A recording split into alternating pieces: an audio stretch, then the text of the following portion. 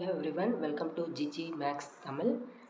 As thumbnail mention பண்ண மாதிரி ஈஸியான explanation for example 5 and 6 chapter 1 relations and functions பார்த்தலாமா. Question read பண்ணுறேன். Example 5, show that the relation R in the set Z of integers given by R is equal to open braces A, B such that 2 divides A minus B is an equivalence relation. So இந்த சாப்டரை பொறுத்த வரைக்கும் உங்களுக்கு எந்த ஃபார்முலாமே கிடையாது, only concept basis.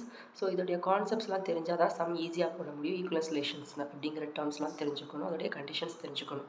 So இதெல்லாம் நீங்கள் தெரிஞ்சுக்கணும்னா introduction part பார்த்துட்டு வந்து இதை கண்டினியூ பண்ணுங்கள், இன்னும் ஈஸியாக இருக்கும். And then remaining sums previous வீடியோஸில் இருக்குது. வாங்க சொல்யூஷன்ஸ்குள்ளே போகலாம். ஸோ சொல்யூஷன் ஃபஸ்ட்டு என்ன கிவன் கொடுத்துருக்காங்க, R in the set Z of integers. So Z அப்படிங்கிறது என்னது அப்படின்னா இன்டிஜர்ஸ். இன்டிஜர்ஸ்னால் என்னது, நெகட்டிவும் இருக்கும் பாசிட்டிவும் இருக்கும், நடுவில் ஜீரோவும் இருக்கும்.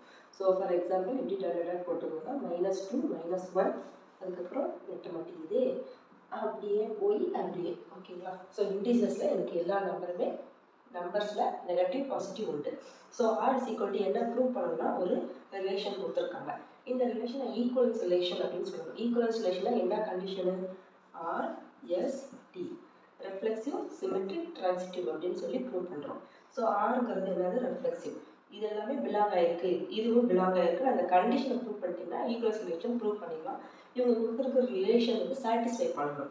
ஸோ ஃபர்ஸ்ட் ஆஃப் ஆல் என்னதுன்னா நம்ம என்ன எடுத்துக்கிறோம், எப்பயும் போல ரெஃப்ளெக்சிவ்னா ஒரு ஆள், சிமெட்ரிக்னா 2 ஆள், டிரான்சிட்டிவ்னா 3 ஆள் எடுத்துக்கிறோம். இதெல்லாம் ஜஸ்ட் மைண்டில் ரெஜிஸ்டர் ஆக வேண்டிய விஷயங்கள்.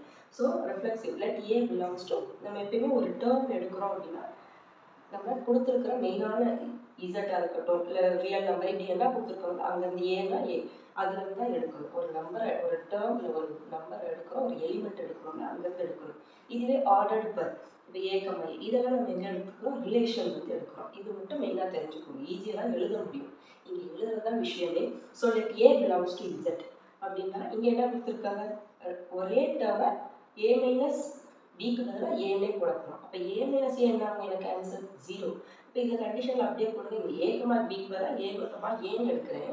அப்போ A minus A is equal to 0னா 2 டிவைட்ஸ் ஏ மைனஸ் ஏ. அப்போ 2 டிவைட்ஸ் ஏ மைனஸ் ஏ என்னது 2 டிவைட்ஸ் 0. இந்த கண்டிஷனை தான் அப்படியே எழுதிட்டே வரீங்க, அது ட்ரூவாகிறத மட்டும் நீங்கள் பாருங்கள். அப்போ 2 டிவைட்ஸ் ஏ மைனஸ் ஏன்னா 2 டிவைட்ஸ் 0. 0 டிவைடட் பை 2 என்னது, 0 டிவைடட் பை 2 இஸ் 0வா, 0 by anything is 0. இதை தெரிஞ்சுக்கோங்க ஓகேங்களா. சரி மேம், நீங்கள் வந்து ஏ மைனஸ் ஏன்னு எடுத்துருக்கீங்க, இது ஜென்ரலாக எடுத்துக்கிறது. அப்போ நம்ம இன்டிஜர்ஸ்லேருந்து எடுத்து பார்க்கலாமா மேம் அப்படின்னா, இன்டிஜர்ஸ்லேருந்து இப்போ நான் 1,1 எடுத்தால் இப்போ 1 - 1 என்னது 0 தானே. சேம் நம்பர் மைனஸ் சப்ராக்ட் பண்ணிங்கன்னா அதே. So 1 - 1 is equal to 0 divided by 2, அது 2 - 2 0 டிவைடட் பை 2 0 by 2 எல்லாமே இதே தான் வரப்போகுது. அப்போ கண்டிஷன் சாட்டிஸ்ஃபை ஆகுது இல்லை, டிவைட் பண்ணுது இல்லையா. அதனால நம்ம என்ன எழுதுறோம், ஏ பிலாங்ஸ் டு ஆர். ஃபைனலாக இதுதான் நம்ம ப்ரூவ் பண்ண வேண்டியது, ப்ரூவ் பண்ணிட்டோம். ஏ பிலாங்ஸ் டு அந்த ரிலேஷனில் தான் இருக்குது, கண்டிஷன் சாட்டிஸ்ஃபை ஆகுது. ஆர் இஸ் என்னது ரெஃப்ளெக்சிவ் அப்படின்னு எழுதிக்க வேண்டியதான்.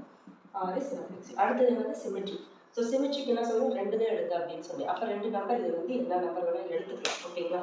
அப்போ ஏ பிலாங்ஸ் டு ஆர் அப்படியா இருந்துச்சுன்னா அதோடைய ரிவர்ஸ் உல்ட்டா என்னது, ஏ பிலாங்ஸ் டு ஆராக இருக்கணும். இதை தான் நாம் ப்ரூவ் பண்ணணும்.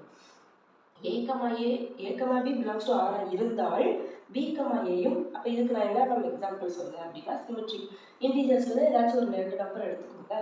என்ன நம்பர் எடுத்துக்கலாம், அது வந்து 2ஆல் டிவைட் ஆகும். நீங்கள் எடுக்கிற நம்பர் 2ஆல் ஃபஸ்ட்டு டிவைட் ஆனால் மட்டும்தான் இதுவும் டிவைட் ஆகும், உல்ட்டாவும் டிவைட் ஆகும். ஜஸ்ட் ஒரு ஜென்ரலாக ஒரு 2,4ன்னு எடுத்துக்க போகிறோம். இப்போ நம்ம என்ன சொல்லணும், 4,2வும் 2ஆல் டிவைட் ஆகுது அப்படின்னு சொல்லணும். கரெக்டாக 2வும் 4ம் இன்டிஜர்ஸ் தானே, நம்ம -1 எடுத்துக்கலாம். ஜஸ்ட் ஒரு ஜென்ரலாகவே இதை நம்ம சொல்லப்படுது, நீங்கள் நம்பர்ஸை வச்சு சொல்லணுன்ற அவசியமே இல்லை. இது உங்களோட அண்டர்ஸ்டாண்டிங்காக மட்டும்தான். அப்போ 2,4 ஆன்சர் என்ன பார்க்குறோம், சப்ராக்ட் தானே பண்ணணும். இந்த இதில் கண்டிஷன் ஏ மைனஸ் பி, 2 - 4 என்னது -2. அதே மாதிரி 4 - 2 என்னது வெறும் 2. அப்போ நம்ம கண்டிஷன் என்னது 2 divides -2. First one A minus பின்னா 2 டிவைட்ஸ் -2. கரெக்டாக 2 டிவைட்ஸ் -2 டிவைட் ஆகும். அதே மாதிரி 2 டிவைட்ஸ் 2 டிவைட் ஆகுதா, மைனஸ் ப்ளஸ் எல்லாம் நமக்கு மேட்டரே கிடையாது, பிகாஸ் வர்ற ஆன்சருமே இன்டிஜராக தான் இருக்க போகுது. அப்போ டிவைட் ஆகுதுல்ல, அதுதான் விஷயம். அப்போ கண்டிஷன் நான் எதை எடுத்தாலும் எனக்கு வந்து டிவைட் ஆகிற மாதிரி நான் எடுத்துக்க போகிறேன். அது எப்படியும் உல்ட்டாவாக பண்ணாலும் எனக்கு டிவைட் ஆக போகுது. இப்போ வந்து வேறு ஏதாச்சும் நீங்கள் ட்ரை பண்ணி பாருங்கள். அதுவும் டிவைட் ஆகுதா? டிவைட் ஆகலை மேம் அப்படின்னா ஃபஸ்ட்டே டிவைட் ஆகலாம், செகண்டும் டிவைட் ஆகுது. அப்போ நீங்கள் அதை கன்சிடர் பண்ண தேவையில்லை. எது டிவைட் ஆகுதோ அதை கன்சிடர் பண்ணிங்கன்னா எல்லாமே அந்த உல்டாவும் டிவைட் ஆகும். அதுதான் நம்ம condition. So 2 divides a minus b, 2 divides b minus a. இப்போ நம்ம இதுலேருந்து என்ன சொல்கிறோம்? b, a belongs to relation. இவன் ரிலேஷனில் தான் இருக்கான். இப்போ r is symmetric அப்படின்னு சொல்லிடலாம். இதோட நம்ம சம் முடிஞ்சிருச்சா? கிடையாது. RST சொல்லியிருந்தோம், ஆர்டர்.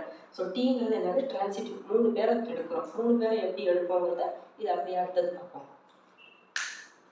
ஸோ நான் அழிச்சு இதை எப்படி கண்டினியூ பண்ணுறேன்? டிரான்சிட்டிவ். ஸோ இதெல்லாமே ஆல்ரெடி நம்ம எழுதி வச்சிருந்தேன். இந்த கீழே உள்ளது மட்டும் டிரான்சிட்டிவ். டிரான்சிட்டிவ்க்கு 3 விஷயம் வேணும்னு சொல்லியிருந்தோம் இல்லையா? அப்போ ஏபிசின்னு எடுத்துக்கிறோம். இன்டீஜர் வந்து எடுக்கிறோம். So a, b belongs to r and b, c belongs to r இருந்தால் இவனும் ஃபர்ஸ்ட்டில் உள்ளவனும் லாஸ்ட்டில் உள்ளவனும் ஏயும் சியும் சேர்ந்து a, c belongs to r. இதை தான் நான் ப்ரூவ் பண்ணணும். அப்போ ஃபஸ்ட்டு இவன் 2 பேருமே டிவைட் பண்ணாலும் அவன் வர ஆன்சர் வந்து எனக்கு டிவைட் ஆகணும் 2 ஆல். இதுதான் நான் ப்ரூவ் பண்ணுறது. நம்ம என்ன எடுத்துக்கணும்? a, b belongs to r and b, c belongs to r. அது எப்படி எழுதுவோம் இந்த கண்டிஷனில்? 2 divides a minus b and 2 divides b minus c.